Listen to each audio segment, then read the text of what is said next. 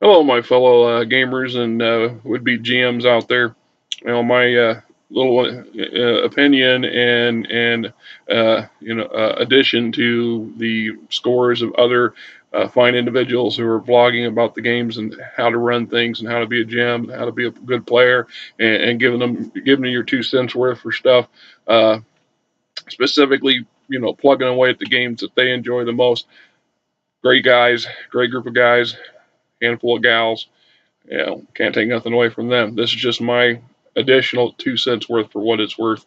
Anybody gives a what about? Okay.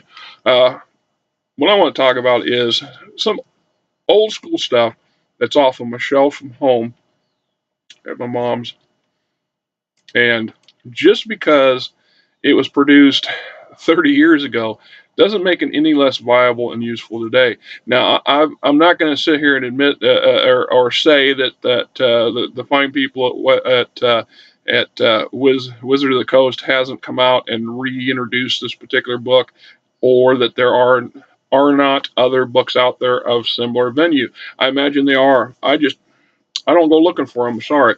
This is off my shelf because this is a time and tried piece of GM hardware. You really can't go wrong with this thing. It easily can be converted to just about any gaming system you want to play, and it doesn't matter whether it's fantasy or high fantasy or hack and slash or science fiction, post-apocalyptic, whatever. Because there's a lot of good material here that passes the buck.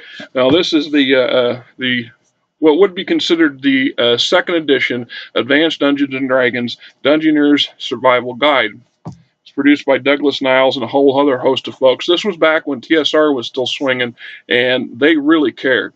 They really cared. The big massive conglomerate that is the gaming industry giant now.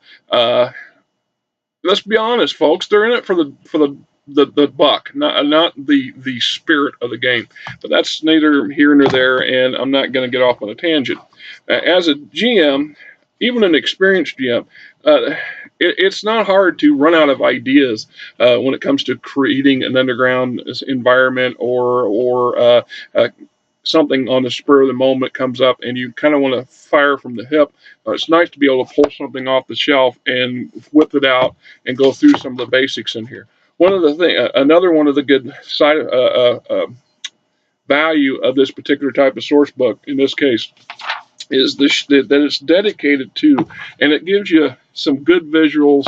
It gives you good descriptive explanations as to why things work the way they work underground, and gives you some ideas on additional rules, or better yet, in this case, especially for some of you that are not well versed in the skill sets and how to really apply them. It goes into better detail in sections of the book, talking about things such as climbing and encumbrance. We're talking about climbing and all the modifications of the various conditions of a climb. Now, the low grade, simplistic individuals who don't are not rules heavy or not mechanic heavy, and I like the mechanics to some degree, and I understand the fluidity and the convenience of just popping off a dice roll and saying, "Hey, you made it, friend. You made the climb." There's nothing wrong with that. But you got some guys that want some challenge, or you got some experienced players, or you just want to throw a curveball at them. It's nice to know things like, the condition of the climbing wall itself. Is it rough? Does it have ledges? Is it ice? Are they using a pole? Are we climbing a tree? All that stuff's covered in here. It's not covered in the Dungeon Master's guides or the player handbooks. It's touched on, but it's not covered. I mean, we can go off and go on and on and on, because we got bridges, we got the rules for splunking, fatigue and exhaustion. It just goes on and on and on. And in other sections, we're dealing with water, which is not an environment that too many GMs or players tend to put a lot of effort or focus into. I've done some campaigns that dealt a lot exclusively being in large bodies of water or dealing with large amounts of water, and having these additional rules gave me the ability to make it a challenge and fairly realistic without going overboard. It also gave me some guidelines to work from. which is always good, and I think sometimes necessary. Another section, and I like a lot of these source books because they introduce things like new equipment and stuff that your equipment guide is woefully lacking on.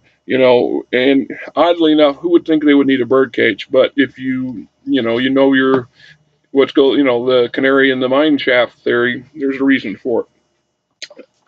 Who knows? There's also some the book's divided into a player section and then the game master section and the dungeon master. Back when they used to use that term, and it got to be, I don't know, gauche or not politically correct or old. I don't know. Game master. I'll let you cover a wider area, I guess. It's all good. This is a dungeon, so I guess it still applies, right? The section on for the GM gives you some individual stuff like dealing with underground lakes, cathedral caverns, upper caverns, lower caverns, the Grand Canyon of Deep Earth, a fungus forest, caverns of doom, a sunken swamp. The list just goes on and on and on. And then you have the things like steam-heated caverns, chambers of fire, lava caves, lands of the deep gnomes, lower grand. I mean, the list, like I said, it just goes on and on. And like I said, we've got some really good artwork in here from some very fine people back in the day. I only wonder what they're doing today. Like I said, I recommend this book. I've got quite a bit of use out of it over the years, and just because, like I said, the convenience factor of being able to pull this out and my campaign, my group suddenly takes off on the left tangent and goes down this rabbit hole to follow something or to scratch an itch that they just got, and being able to pull this off the shelf and ad lib from it to some degree has saved my butt on a number of occasions. The same goes with, like I said, extended rules, and they also have a great section on learning to map and mapping properly and mapping underground, whether you're mapping in 3D using a printer and a computer or the old school pen and paper setup. I mixed the old hex myself. Everybody went to square pattern, I don't know, 30 years ago, 25 years ago. That's a different story for a different day, I guess. Like I said, if you can locate a book like this, if you can find this, I'll bet you can get it fairly cheap because, lots of the guys that has these sitting on the shelves decided they want to get into the 5.E, 6.7B, 4.2, whatever version that's currently being flung around by the big gorilla, or they've switched boats, so to speak, and now floating their campaign in some other game system that basically is a clone of Dungeons and Dragons. I'm not knocking that either. But just so you know, this goes for you Pathfinder nets, because like I said, that seems to be the big fad at the moment. This sort of stuff cross jumps, cover that up, ignore who it says, what it says, and what do you got?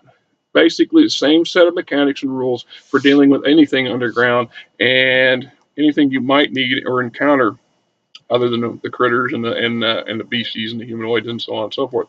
This is a good addition to any GM's workbox. Workshop? Yeah, okay. Just something to consider.